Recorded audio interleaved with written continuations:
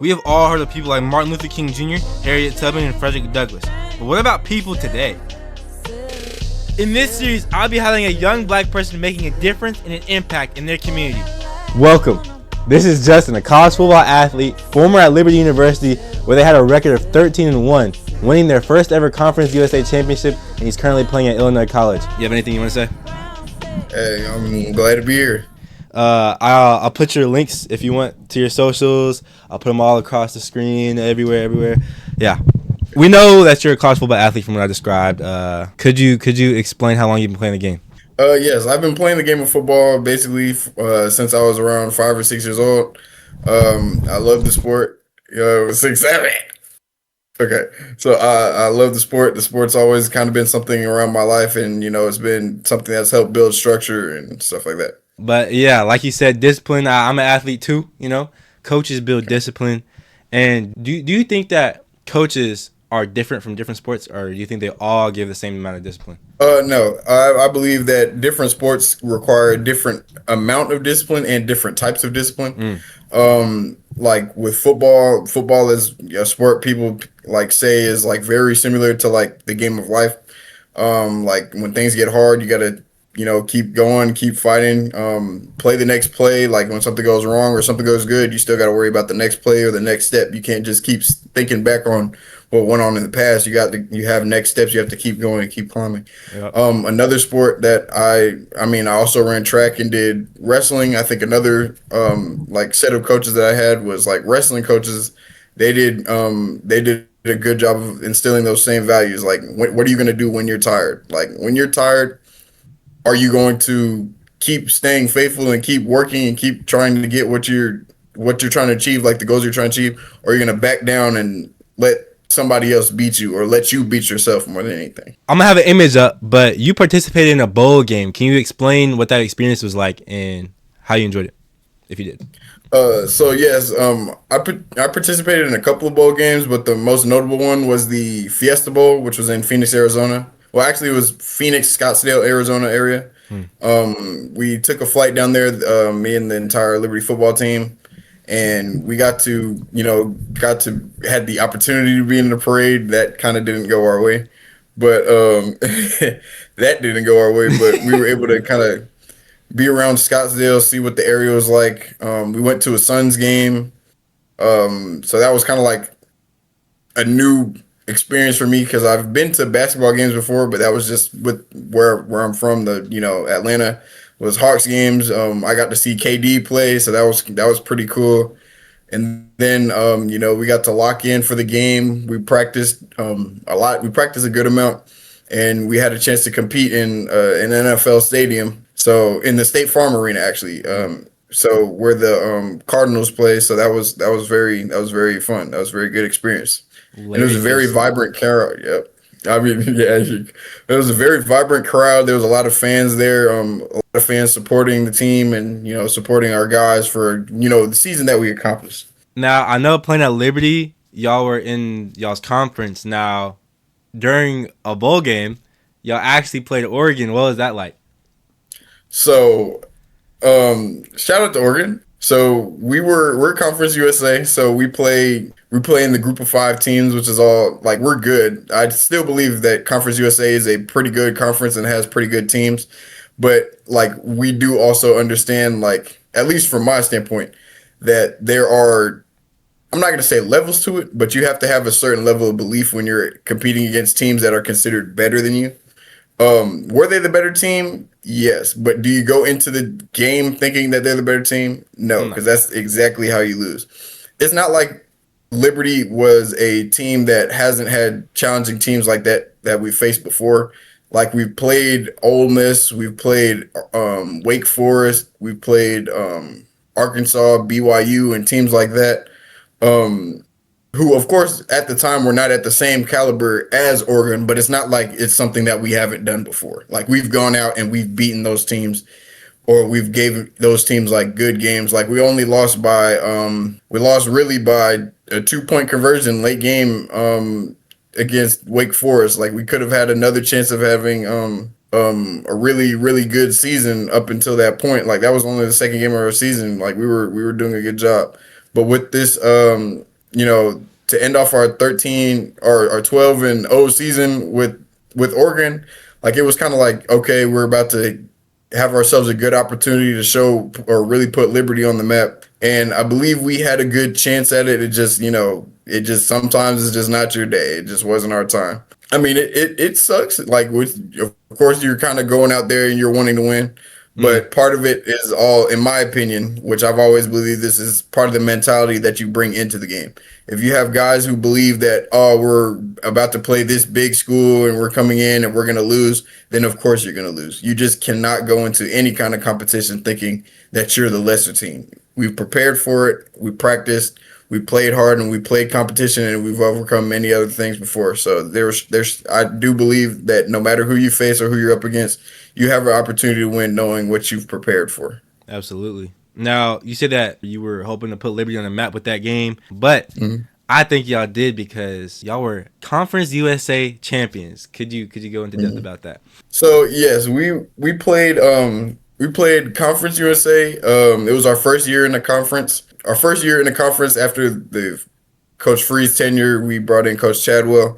So we were kind of in a completely new ballpark with everything. Like we had new coaching staff, new plays, new players, and a new set of like actual teams that we had to play. So I remember we came into the season and they already wrote us off. So because we were independent before, and we played hard teams and we've won against hard teams. So personally, I don't understand what the instant writing off of us was, but we got into the season. It was like each week we have to keep striking, keep working, take each day each game like one game at a time, each play one play at a time, and keep chipping away at it, keep striking the stone. Like that's one of our big mottos, was striking the stone. So each game we would kind of work our way through the week, win, and then we'd be on to the next one. And one thing I believe that led to our having such a good season was our connection that we had with each other as brothers. We were already close for a lot of the guys who were already here, but I mean, that season we were especially close because of some of our circumstances that we had on the team. So I mean, it brought us closer together, even through tragedy that we had to start the season. R.I.P. Rest in peace, Taj Boyd.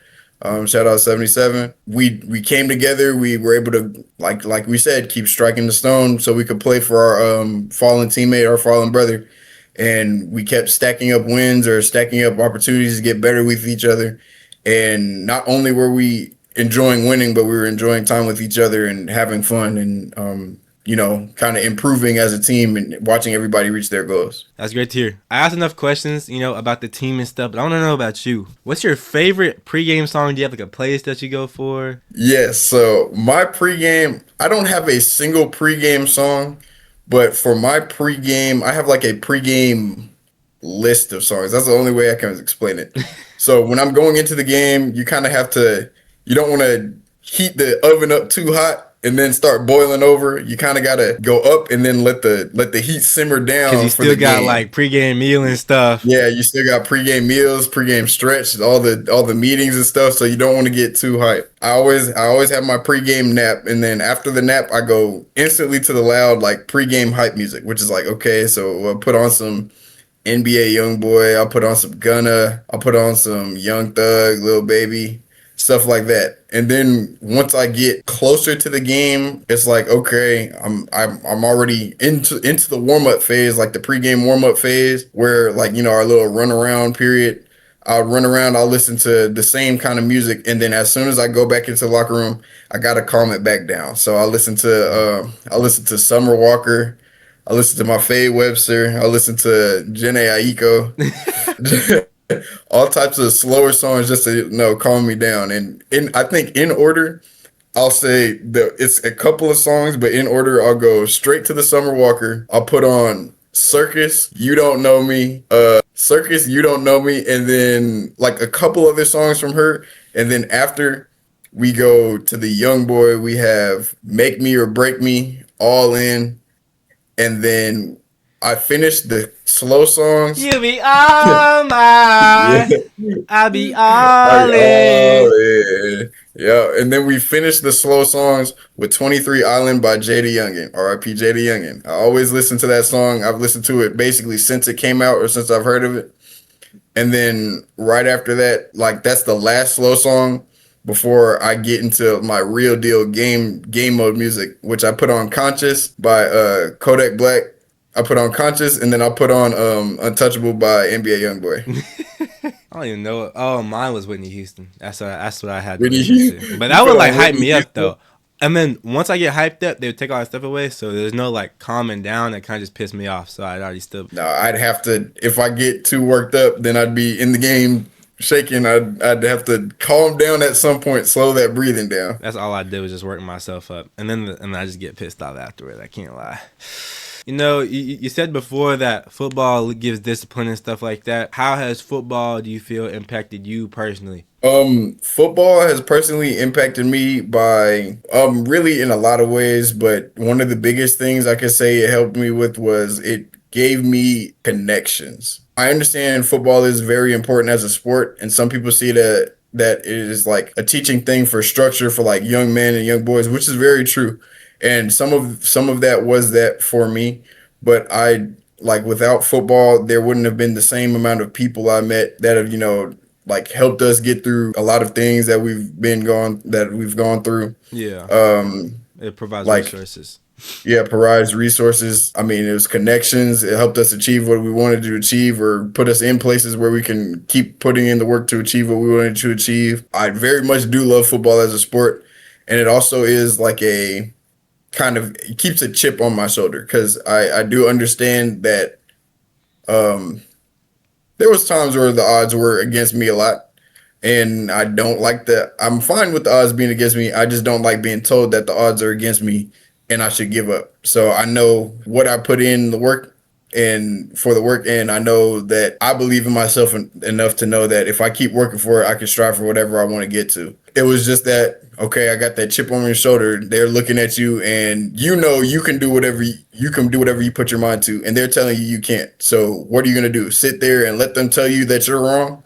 Or sit them and tell you that you can't do it. Yeah. Because if I give up, that leaves a bad example for me, the people who look up to me, and for you. So stuff like that. And just anybody out there who, plays the same position as you or just even just wants to play the sport in general, Oh, and I forgot to mention, you play running back, receiver, safety, both sides of the ball, and down to play special teams too. Always down to play special teams. Special teams, special plays. Special players. Yes, sir. Every time. Yeah. If you're not putting work in special teams, then you don't deserve to play offense and defense. Yep. Because if coach can't trust you for doing the stuff that everybody won't do, how is he going to trust you to do the stuff that you want to do? Exactly. Not everybody wants to do special teams. If you go out there and give it your all on special teams, there's no reason he should ever believe that you won't give it your all on something that you actually want to do. Speaking about giving it your all, what's your favorite memory on the field? From like ever or this past season? Just ever. Ever. I'm gonna go way back. So 8th grade, I'm gonna go 2. So 8th grade, one of my favorite moments was this is kind of a low light where it was 8th grade and I had a chance to block a punt, right? Mm-hmm. And I got out, I made the first guy miss, got past the shield, and I put my hand up and I barely miss it. I'm like, okay, so I'm gonna turn back. I mean, you're supposed to keep your hands in the diamond, and I didn't. I went, jumped at it. I didn't shoot low and late. I went straight up. Party praise hands. That's exactly what happened. So, but I ran around. I turned back around to like go help set up some blocks. And as soon as I turned back around, I just about got my helmet knocked off. Oh no! And I mean, I got up and I was mad because my head was hurting, and I was like, man, I'm mad I didn't make the block and my head hurts. I'm kind of dizzy. And then I come over to the sideline because I played mostly defense at this point, and coach grabs me and starts shaking me like a dog and yelling at me. And this is the one time that I had where, like, because usually I don't really say much of anything ever, especially not to a coach. But definitely. I kind of flipped the switch and I snapped and I yelled back at him like, "Let me go! I'm trying to win this game. Like, you don't gotta shake me. I know what I gotta do. I know what I gotta. You don't gotta tell me. Like, I'm gonna make the play." And sure enough, I finished the game as the MVP of the game. I finished with like 23 tackles that one game. Like everything kind of funneled towards me, or I ran towards everything. I had about 3 sacks. I had 2 fumble recoveries, 2 forced fumbles. I mean, I had myself a little bit of a game. So the only thing I didn't come away with was that punt, that punt block. So Was a dog after that punt block. yeah. Hey, shoot, you had yourself a cool little punt block. I'm You know gonna put the clip in there. I'm gonna put the clip in there for the people. Okay. Put the clip in there.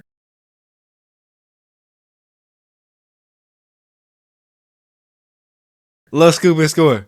To the crib. To the crew. Crew. So we had talked about, favorite memories on the field, and then like, what it's like playing in ball games and stuff like that. But, when you're away from the field, what are your favorite hobbies to do, So when I'm away from the field, I'm very hype and energetic on the field, but when I'm away from the field, you would always kind of see me just chilling. I love listening to music. I'm always messing around with my friends and stuff. And one thing I used to do art all the time, but I got back into painting and making art. So I have on my desk, I have a couple of paintings, or it's a couple of things I'm working on right now. So I'm trying to get back into drawing and art. I love playing video games. I'm actually on the esports team right now. So I play Marvel Rivals. Yeah. So I played Marvel Rivals, rebooted up Red Dead Redemption. I think that's one of my favorite games all time, and I also love like Pokemon and stuff like that.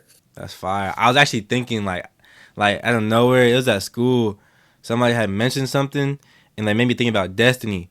So I started like watching. I was in class watching Destiny 2 videos, and I'm low key. I'm thinking about getting the game again. I ain't gonna lie. I most definitely really wanted to get the game. And I was like begging the esports coach, like, can we please find a way to get Destiny as an esport? Because that was my game. That and like Mortal Kombat. I was really trying to make those games because those are games I really played. Yeah. But I mean, did you see the Star Wars DLC thing? Oof, that's the one thing that makes me not so sure I want Destiny 2. Again, it looks pretty. I want to get like a fire squad and then just like replay everything. Most definitely. I mean, if I was able to get everything back, and I really do want my old account because man, I love that account. That was so fun. But if I was able to get my old account and we could set up a good team, I'll most definitely get back into the game. Now you had talked about your art and stuff like that. Would you like to show a couple pieces off? I know I got one that I could show. Would you like to show? Yes, I got a couple of them. I got from my art stuff. I got back into painting because I kind of was like, one day I saw they had art stuff in like the student center. So I was like, I might as well get back into painting because it's been a minute. So these are kind of unfinished right now. This is going to be LaDainian Tomlinson. So when he was walking out the tunnel for the art is like, self-expression and stuff like that. And, people make money off of art, and just art can come in many different types of forms. What are your thoughts on like current art in today's time? It's like modern Black history, like music artists and content creators and stuff. It is modern Black history. Let me put it this way. Music has always been part of Black history, and so has like the traditional arts such as painting art and dance. Dance is also art that is written and etched into Black history. Everything we do is art, from the hair that we walk with every day, to, maybe people who have the way they dress. That is also art, because everything really does run through the Black community. I mean, art is a great thing. I love it. It expresses struggle, and it helps express triumph. Through our struggles as the Black community, we have found a way to express ourselves and our struggles through our art. And that helps show how beautiful we really are, when at once we were not seen as beautiful and we were seen as otherwise. That's great. I really look at that, and like things like their Super Bowl performances, and people can have comments about like whatever political standpoints, but one thing you can't deny is just like the beauty of the art and the way they're able to present it. Not everybody can put lyrics together. Not everybody can express themselves in the way that we can, Yes. And I mean, we're all the same, but we're all diverse. Us being diverse is what makes America beautiful. And really what makes the world beautiful. If we were all the same, it just wouldn't be the same. So I think it's important that everybody of different cultures is able to express their art and what their culture is, because I believe that's how it's meant to be, because we all are able to come together based on our similarities and differences. So especially the different cultures of being black, like of being from different regions of America to Yeah. different regions in Africa or in the Caribbean. Latino America, in the Caribbeans. Shout out some of my Caribbean friends. Shout out all of them. All sorts of people, all sorts of different types of cultures. And I'm one thing I realize is that like a person from Atlanta can, be completely different from a person in like Jamaica, let's say, but at the end of the day you can still see how it ties back to like their African heritage and like how it all comes back together at some point. Well, is there anything you would like to say? Any messages to the people out there? Yes. You can do anything you put your mind to, no matter what anybody else tries to tell you. If you have a will for it and you have a plan to get there and you have the will to work for it, you can most definitely achieve anything you want. Another thing is Jesus loves you. God is always with you. So Amen. keep your faith on God first and keep your faith on Jesus. And, he'll help direct your path. And if it's in his plan and you work for it, you will be able to achieve it. Thank you for being here. Thank you for your time. Busy guy, you got practice, esports practice. Links in the description. If y'all want to check out his channel, I'll put that down there and stuff like that. He does post videos. He'll be posting more often. I'm gonna hold him accountable. Yeah, I will. I'll see y'all in the next interview.